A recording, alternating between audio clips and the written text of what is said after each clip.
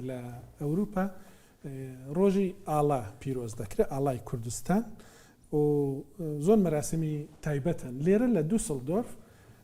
مراسمك بو ناساندني كتابك لسر كوماري كردستان كتابكي براستي ببايخة بيشتر بكردي بلاو بوتوا كاكشار اورمار نسيتي ليرة لسر ميزا ميوان مانبو اگر اواني ببردوامی سيري دياسپوريان كربي دزانن سبي ورگراني تركي كتابك بلاو دكريتو كامش براستي گرنگا چوك زور كرد هن كا بتركي خوين دويان رنگ نتوانن كردي بخوينوا يا زور كسي تركي دزاني پێویستە بزانێ کۆماری کوردستان بەو بەڵگەنامە گرنگ و مێژویانەی کە لە نێو کتێبەکەدا چی بووە کۆمارە بۆچی بۆ ئێمە گرنگە بۆچی ئاڵای کوردستانیش ڕۆژی ئاڵا و پیرۆز دەکرێت لە ڕۆژی کۆماردا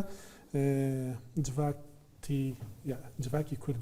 کوردیشە گمایندە ڕێکی دەخات لە دووسڵدۆرفە هەروەها لە هۆڵەندا سبەی بڕیار وە مەراسیمێکی تایبەت بکرێ کاک عەلی هەروری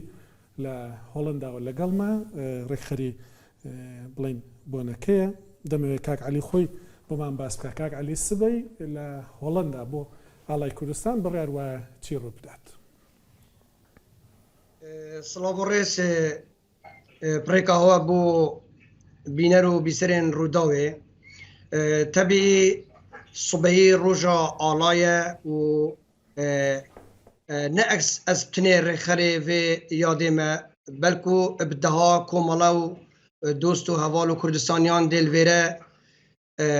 بجدار بنو رخرنج بو و روژا پیروز هلبت روژا آلا جبو مزور گرنگه چونکه آلا ناسنامه مایه ابتایبتی ادوی ظروف نکده دوی روشا نکده که گلمه الروجهالات کردستانی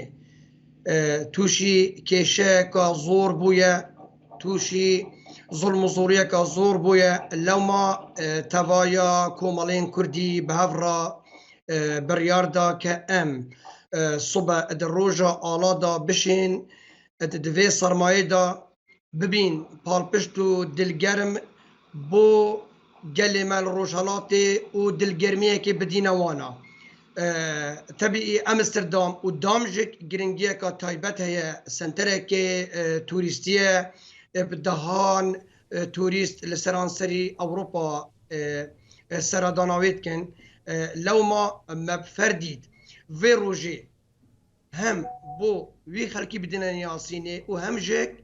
بشین اتوی روژا پیروز دا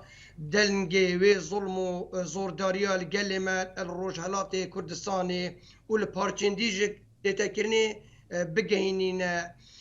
جواکا هولندا و گلی هولندا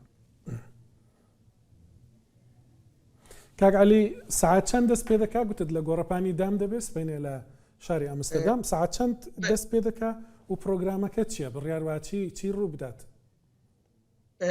شبكة عام وكو او دستوريا آلية بوليسية تايبت وخو بشانداني الغورياسين هولنداتي ورگرتني جدم جمير ايك حتى بينجي ما مافهي ام الدامي بمينين اتفي بونيا بيروز دا